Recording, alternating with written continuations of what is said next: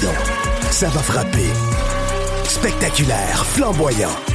Des athlètes de haut niveau. Des champions des arts martiaux. Préparez-vous, le combat commence. Dans l'octogone, Ben Baudouin. SOS Podcast! Bienvenue à tous au SOS Podcast, édition UFC Freedom 250. Et oui, je suis en direct de Washington, reporter pour TVA Sport. J'ai la chance de couvrir cet événement unique. Derrière moi, l'affiche officielle. J'étais à l'hôtel des combattants, le QG de l'UFC présentement. Yohan, lui, à la maison, Yohan, de ton côté? Yes, on est à la maison. La maison blanche ou non? Malheureusement, non. J'ai pas cette chance-là. Ton niveau d'excitation pour l'événement sportif, l'aspect sportif, mais aussi l'aspect juste le fait que c'est un événement historique, c'est unique là, quand même. Là. Je sais pas si tu as vu, tu as sûrement vu des images passer, tout ça. Comment tu fais là, par rapport à l'événement? Là? On peut voir l'ampleur vraiment de l'événement. Là, en plus qu'ils font ça un dimanche, ça rend vraiment l'événement unique. Ça fait vraiment. Je me rappelle pas la dernière fois qu'il y a eu un événement de l'UFC le dimanche. La carte au complet est sensationnelle. Tous les combats sont incroyables. Le premier combat de la carte, c'est Diego Lopez, qui est un des combattants les plus spectaculaires qu'on a. Donc, je suis très excité. Puis, tu dois avoir une semaine très mouvementée et très occupée là-bas, toi. Ben, ça fait du bien que tu en parles, en fait. Ça tombe bien que tu en parles parce que ça va aller vite, les amis. Hein? Parce que l'enregistrement, on va le faire un petit peu en rapidité. C'est plate, on aurait peut-être pu aller plus dans le détail, là, mais le temps file pour moi parce qu'effectivement, il y a beaucoup de choses à faire ici sur place à Washington. On va parler des combats, de tous les combats, mais c'est sûr qu'on va s'attarder au combat de championnat, au combat d'Eman Zahabi également. Tout de suite, on va aller écouter ceux que j'ai rencontrés cette semaine. J'ai rencontré la plupart des combattants. Vous irez voir ça sur les pages de TVA. Vous irez voir également sur mon Instagram et sur l'Instagram de TVA Sport un petit behind the scenes. J'ai visité les installations ce matin. Honnêtement, vraiment, vraiment impressionnant. Je vous amène en arrière-scène, là, vous irez voir ça. Mais tout d'abord, on va commencer avec Ilia Topuria et Justin Gaethje, championnat incontesté des poids légers. C'est la grande finale de cette UFC Freedom 250. Everything that I say is based on the work that I'm putting in. And I know what I'm able to do inside that octagon. So when it comes to fighting, I know that I'm the best. And they think that it's cocky, but it's confidence. Confidence based on hard work. So that's why I used to say and predict some way like what's going to happen in a fight, because when I sit with my team and analyze my opponents, we kind of know what's going to happen. Yeah, I think it comes with the territory. We're going to fight each other. You know, we're going to try to beat each other up, try to hurt each other. And so, yeah, anything we say is going to be taken personal. You know, I only got here because I'm petty. And so anything he says, I'm going to take personal. Anything I say, he's going to take personal. So it just comes with the territory. Alors, Ilia Topuria qui est convaincu qu'il va passer le KO à Justin Gaethje. Il dit, faut pas méprendre ma confiance en moi pour de l'arrogance. J'ai étudié, j'ai travaillé tellement fort, c'est de là que vient cette confiance. Et l'animosité quand même à son paroxysme, Yohan. Là. Je m'attendais pas à ça de ces deux-là, mais on est allé dans des attaques personnelles au cours des derniers jours. Et je pense qu'Ilia est vraiment entré, comme on dit, sous la peau de Justin Gaethje. Il le dérange. Gaethje, je l'ai rarement vu. Il me semble dérangé, il me semble très animé. Bon ou mauvais pour lui quand tu affrontes un Ilia Topuria en plus? Moi, je pense que c'est bon. Parce que Justin Gaethje, qui est habitué quand même à cette animosité-là, qui est un combattant qui apporte toujours beaucoup d'énergie, beaucoup de volume dans un combat, beaucoup d'agressivité. Ilia Topuria, qui est un combattant qui est très technique, tu sais, qui frappe fort. Mais je pense que si si le combat s'amène dans une guerre de coup pour coup, ça peut juste aller à l'avantage de Justin Gaethje. Je pense qu'on est mieux d'être plus intelligent, plus tactique, plus patient du côté de Topuria. Par contre, des deux côtés, là, c'est vraiment excitant. C'est un combat incroyable. Topuria, ça fait longtemps qu'il s'est pas battu, là. Ça va faire un bon bout de temps. Gaethje, là, qui est sur une belle lancée, qui a gagné ses deux derniers. C'est un combat qui est tellement relevé. Si ce combat-là se rend à 5 rounds, écoute, je pense que tout le monde va être surpris, honnêtement, là. Ben, honnêtement, je suis assez d'accord. Tu penches pour qui, rapidement, comme ça? J'irais avec Ilia Topuria. Je pense que à 17-0, il a jamais perdu encore. Il a jamais perdu à l'UFC. Il est 9-0 à l'UFC. Il est très solide. Donc, après son dernier combat contre Oliveira, qu'il avait monté de poids, semblait très confortable, très gros, très précis. J'ai hâte de voir ce combat-là, mais j'irais du côté de Topuria. J'ai tendance à être d'accord avec toi. Moi, il m'impressionne. Et quelle séquence il a présentement, Ilia Topuria, là. Passer un gros KO percutant à Alexander Volkanovski, être le premier et le seul à avoir passé un KO à Max Holloway, oblitérer, anéantir Charles Oliveira en 2 minutes. Là, on parle de 3 des meilleurs de leur génération dans la discussion pour être parmi peut-être les 10 meilleurs de tous les temps. C'est difficile de faire plus impressionnant là, pour Ilia Topuria. Avec ses 3 dernières victoires, il est passé dans une classe à part. Ouais, complètement. Puis tu sais, c'est exactement c'est comment il l'a fait. C'est pas, tu sais, ça a été des dominations. Il a détruit ces combattants-là qui sont les meilleurs de la catégorie. Puis tu sais, sa fiche en parle, 17 victoires, aucune défaite. Il n'a jamais été dominé. Je me rappelle dans ses débuts, il a déjà été ébranlé, mais il nous a montré que oui, il est solide debout, mais un très bon jiu-jitsu brésilien aussi. Est vraiment capable d'aller au sol. Donc, c'est sûr qu'une victoire convaincante pour lui. Là, on se rapproche d'un combat de rêve. Si Makhachev fait une bouchée contre Ian Gary, on se rapproche de ce combat-là, mais une chose est certaine, Topuria est tellement dominant en ce moment. Ça fait du bien de le voir, de voir El Matador de retour sur le circuit, là. Ouais, ça fait 1 an là, qu'il s'est pas battu. C'était en juillet dernier, presque 1 an. Donc, a mis ses problèmes personnels de côté. C'est derrière lui.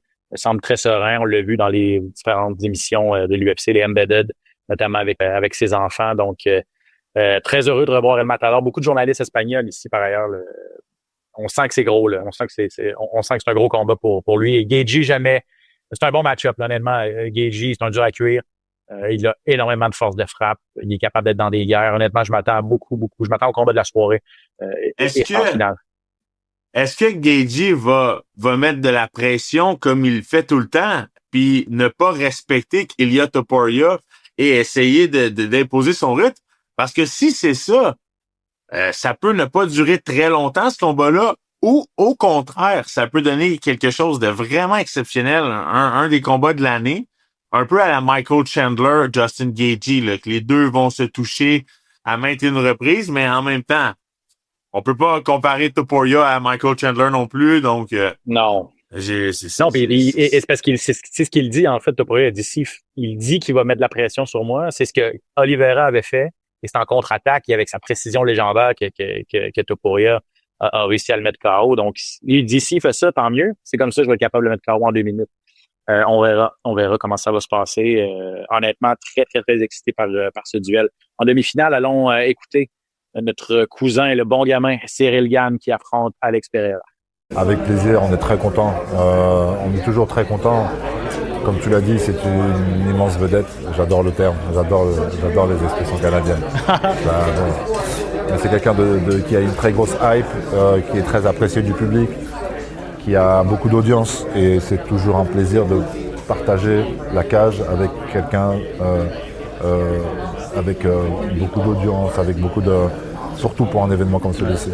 Au niveau du style, les deux, vous avez le style de kickboxing, spécialiste de combattant debout. Lui, c'est un ancien grand champion. Toi, du côté du Muay Thai également. Donc, est-ce que tu penses que vos styles se marient bien? De un, pour donner un bon spectacle, et de deux, pour tout à fait. Venir à bout de lui, en fait. C'est une des raisons pour lesquelles on était très contents aussi. On était très excités par ce match-up. Parce qu'on a un excellent striker considéré comme un des meilleurs. Et on me considère également comme un des meilleurs. Donc forcément, ça va donner un show juste magnifique pour les fans. Oui, Cyril Gane, il le sait que c'est un gros défi, mais il est excité par ce défi-là. Alex Pereira, on le sait, peut-être une des plus grandes stars de l'UFC. Il peut passer à l'histoire avec un titre dans une 3e catégorie de poids. 4e chance quand même pour Gane dans un combat de championnat. Commence à avoir l'habitude, et il me le disait. Première impression, Johan, sur ce combat-là, à quoi tu t'attends? Un inconnu, là, c'est Pereira chez les lourds. Oui, Pereira chez les lourds, un inconnu. Première impression, honnêtement, un combattant très statique qui ne bouge pas beaucoup contre un combattant qui est très dynamique, qui bouge énormément. Pereira est très flat-foot, permettez-moi l'expression. Il bouge pas beaucoup, il se plante les pieds, veut placer son gros crochet de la main avant, sa grosse jambe avant, à la tête, au corps.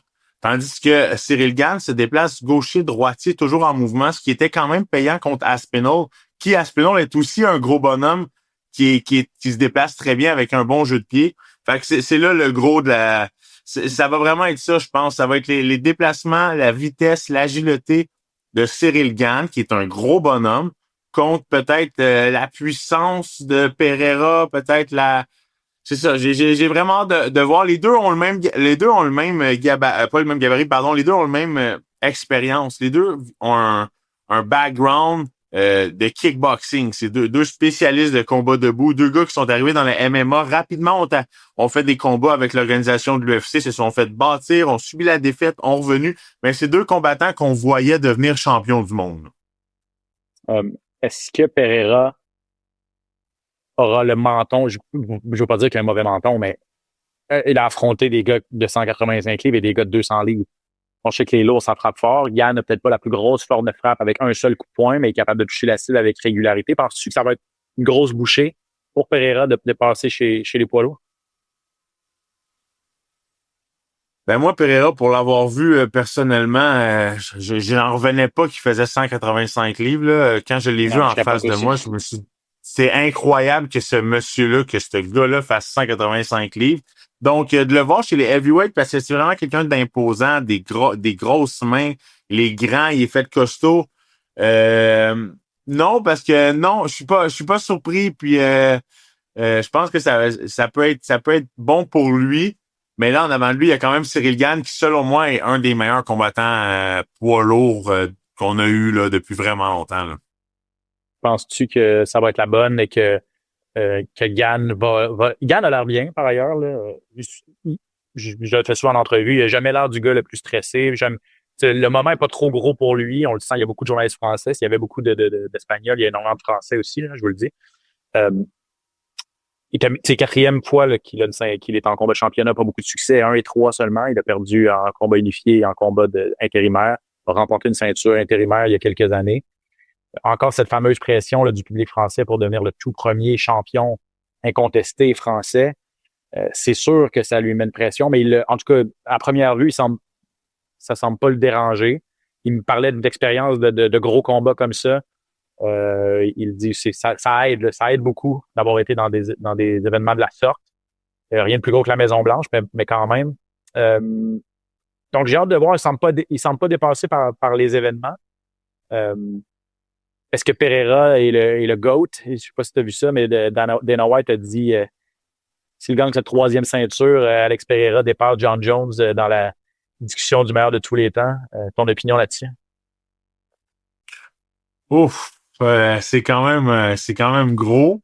Tu sais, faut pas oublier que Cyril Gane est 10-2 à l'UFC, a perdu contre Ngannou avec une erreur. Ouais, c'est ça. C'était un combat qui aurait pu. Exactement, c'est ça. Ce qui est arrivé, c'est qu'il y a eu une tentative de soumission qui a mis Cyril Gane vraiment dans le trou, puis il a perdu ce combat-là à cause de ça. Sinon, selon moi, ça s'enlignait bien pour lui. Et son autre défaite, c'est contre John Jones. Fait que c'est sûr que c'est des combats de championnat, c'est des gros combats, c'est des combats qui ont fait mal, mais c'est des combats où on est passé à un cheveu. Ben, John Jones, non, ça a été une domination complète, mais je pense que Cyril Gane était simplement pas là,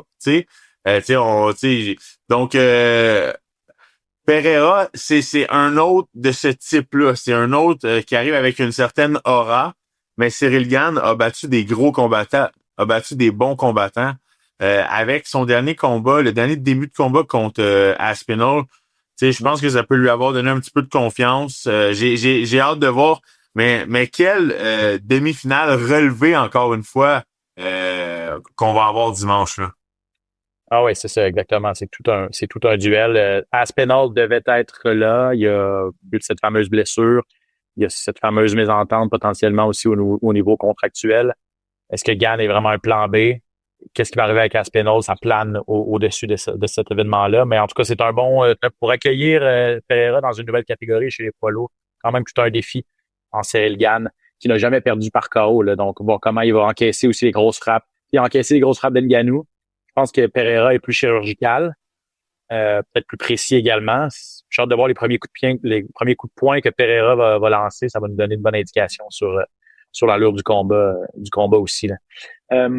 À tout seigneur, tout honneur, ils sont très bien placés sur la carte. C'est le Québécois Eman Zahabi contre Sean O'Malley. On les écoute. After he called me out, I was like, all right, like, this looks like a good matchup for me. He's coming off a couple good wins. Pedro, Aldo, Cheeto called me out. I'm like, that looks like a fun matchup for me. It looks like someone I could knock out cold. So I was like, hell yeah, I would love that fight. Oui, moi, je pense que je suis un meilleur striker que eux. Je pense que je suis un meilleur lutteur, meilleur grappler sur le sol. Ce qu'ils pensent de moi, je pense de eux. Donc, c'est une drôle de chose. T'sais. Moi, je vois leurs trous dans leur game. Eux, ils veulent voir mes trous. Donc, on va voir qui va gagner.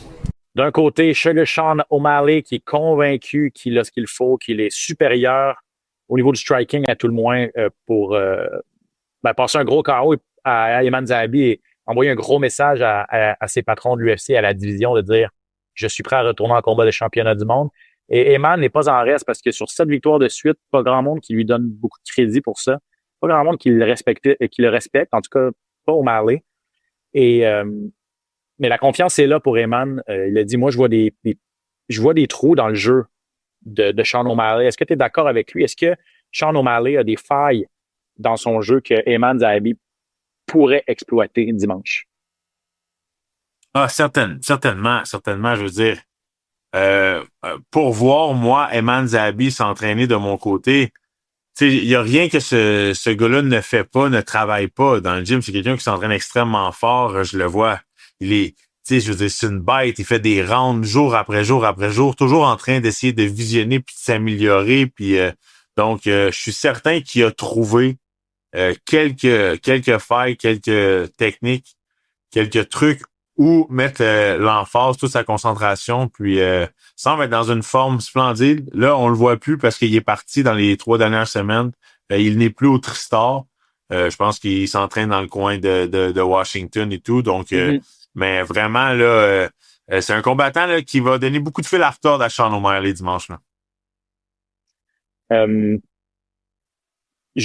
Eman Zahabi, est-ce que tu es d'accord avec le fait que malgré qu'il a 7 victoires consécutives, il n'y a pas grand monde qui le voyait de ce côté-là, puis il est négligé à 4 contre 1 environ, là, donc je sais pas, il y a plusieurs personnes qui semblent penser, les Américains surtout semblent penser qu'on donne une proie facile à O'Malley pour le mettre sur une voie rapide pour un autre combat contre Ketorian ou contre Merab, dépendamment de ce qui va arriver. Je sais pas qu'est-ce que tu en penses. Là.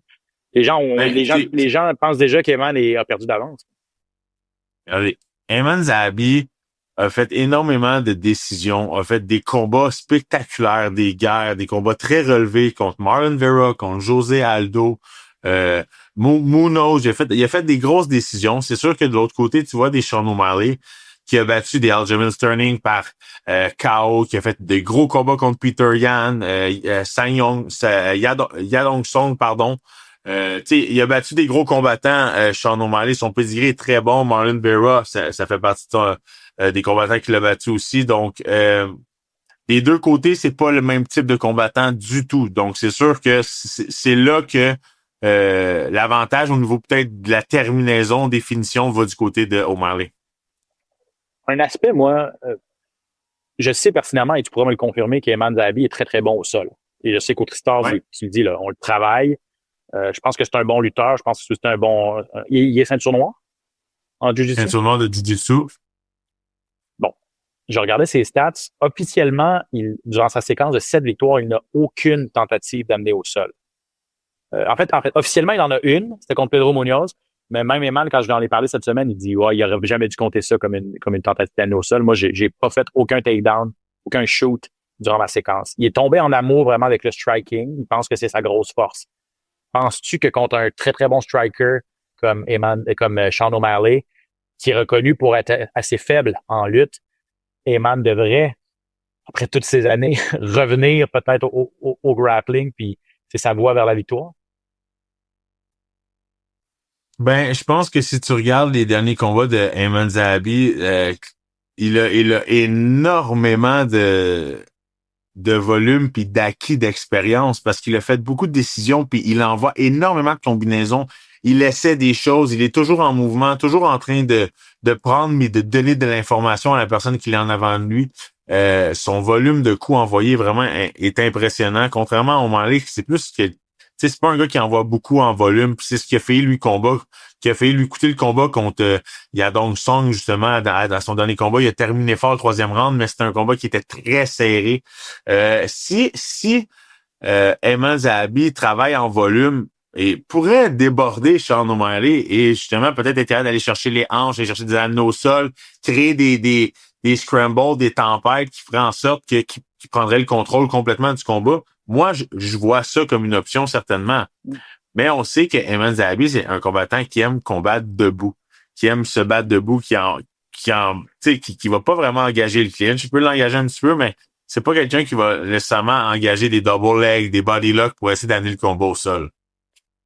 Excellent. Le temps presse. On a encore 8 minutes top chrono là, pour parler des 4 derniers combats. Un mot sur chaque.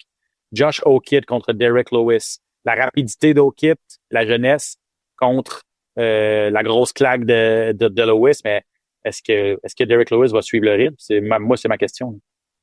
Ouais, est-ce que Derek Lewis va suivre le rythme? Mais est-ce que Derek Lewis va être capable de toucher O'Kidd? Parce que le niveau de grosseur va être flagrant. O'Kidd n'est pas un très gros poids lourd, on le sait. Là, on est chez les poids lourds. Là, Lewis va vraiment être plus grand, plus gros. Par contre, O'Kidd très athlétique, comme je l'ai dit, très mobile, très rapide. Je serais pas surpris de le voir sortir avec une victoire. Là. Vous irez regarder l'entrevue que m'a donné Josh O'Kidd. Je savais pas à quoi m'attendre. Il a joué entre son personnage de Incredible Hulk, mais aussi Josh O'Kidd. Donc, il a été très gentil et très coloré quand même. Si vous comprenez tout ce qu'il dit, vous êtes bon. Parce que moi, j'étais à côté. Clairement, je vous le disais. Là. Il y a des choses qui m'échappaient. C'est sur la page YouTube de TVA Sport. Mauricio Ruffi, gros cogneur brésilien qui affronte Michael Chandler. Je pense que Michael Chandler s'en va à l'abattoir. Est-ce que ça va être la fin de Michael Chandler? Honnêtement, je vois pas après ses dernières sorties. Il a pris un an de repos, là. Ça lui a fait du bien, c'est sûr, il en avait besoin. Est-ce qu'il va être capable de survivre à la fougue de Ruffi, là?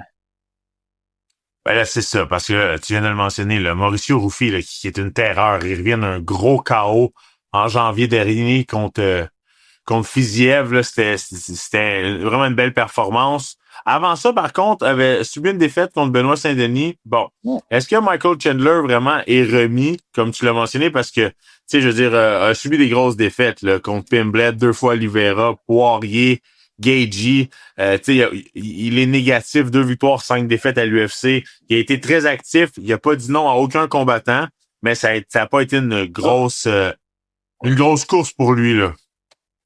Excuse-moi, je viens de le reconnaître, je l'avais même pas reconnu. Glover Teixeira qui est passé à côté de nous, dans la porte avec Alex Pereira qui était là aussi. Glover me parlait, mais je comprenais absolument rien de ce qu'il me disait. Je m'excuse. Aïe, aïe, aïe. Je vais aller le voir, il m'a trouvé que j'étais impoli. Ouais, on va t'excuser. Là. Donc, non, c'est ça, exact. Je ne peux pas être dans les mauvaises grâces de m'excuser quand même. Donc, j'ai pas tout écouté ce que t'as dit. C'est correct. Non, mais c'est correct. Non, mais j'étais avec toi, je pense qu'on est sur la même page. Oui, Ruffi a eu une telle difficulté contre Saint-Denis, mais il a redoublé d'ardeur, il a changé d'équipe, il s'entraîne en Australie. Paul Konopski va être dans son coin en plus. Je pense qu'il a eu sa leçon. Et je pense juste, l'âge aussi, là. Ruffi, dans la vingtaine, Chandler a eu des guerres, il est rendu à 41 ans. Je veux dire, il y a pas grand monde qui bat le temps, hein, qui bat l'horloge. Je pense que Michael Chandler est peut-être rendu là. Bo Nickel, Carl Dawkins, 2 Américains. Dawkins, c'est peut-être le gars qu'on n'attendait pas sur cette carte-là. Là. Honnêtement, c'est un gars, il y a 2 ans, il était même pas à l'UFC et de retour, avait été coupé de retour sur une belle séquence de victoire quand même. Bon grappler aussi. Mais je pense qu'on donne pas dire un cadeau. Il n'y a pas de cadeau à ce niveau-là. Là. C'est tous des bons combattants, mais je pense que Bo Nickel n'a pas le choix de sortir avec une victoire, puis même convaincante. Ouais, mais ça sera pas donné parce que Carl Dawkins pourrait qui est un bon combattant, qui a pas eu un début de chemin facile à l'UFC, qui s'est fait couper, qui a gagné 5 combats consécutifs, qui est revenu à l'UFC, là, qui est sur une belle lancée aussi. Il a fait un gros KO à son dernier combat. Donc vraiment, tu sais, c'est en faveur de Bo Nickel. parce que clairement, Daukaus, c'est un combattant qui est spécialiste au niveau du jiu-jitsu brésilien. Mais ça pourrait quand même être un combat relevé si Daukaus réussit quand même à tenir le combat debout parce que c'est un long gaucher puis il y a quand même un très bon kickboxing. Ça va être intéressant. Mais je pense que le premier combat de la soirée, c'est un que tu as encerclé. Et je suis assez d'accord avec toi. Diego Lopez qui affronte Steve Garcia. Ouais. Diego Lopez, on le sait, 2 défaites récemment en combat de championnat contre Alex Volkanovski, mais a déçu dans ces combats-là, on va se le dire. Mais à chaque fois qu'il affrontait pas un gars qui s'appelle Volkanovski, a été sensationnel ou presque, notamment contre Jean Celoa. Steve Garcia, c'est plate parce que le gars est pas ultra charismatique, mais donc les gens le connaissent pas. Mais il est sur quoi? 7 victoires de suite, lui aussi. 1, 2, 3. Un petit peu. 1, 2, 3, 4, 5, 6, 7 victoires de suite. Il a anéanti David Onama au premier round. C'était au mois de novembre dernier. Avant ça, Carl Nelson par KO au premier round. Sung Woo Choi par KO au premier round. Melquizael Costa qui est très, très fort présentement par KO au deuxième round. Il est sur toute une séquence. C'est relevé là, comme combat. Pour commencer la soirée à 145 livres, c'est tout un duel. Là. C'est énormément relevé. Steve Garcia, pour ceux qui le connaissent pas, là, c'est 19 victoires, 5 défaites, mais c'est 15 KO. C'est énorme. 15 KO, c'est énorme en 19 combats. Donc, vraiment, une grosse puissance de frappe.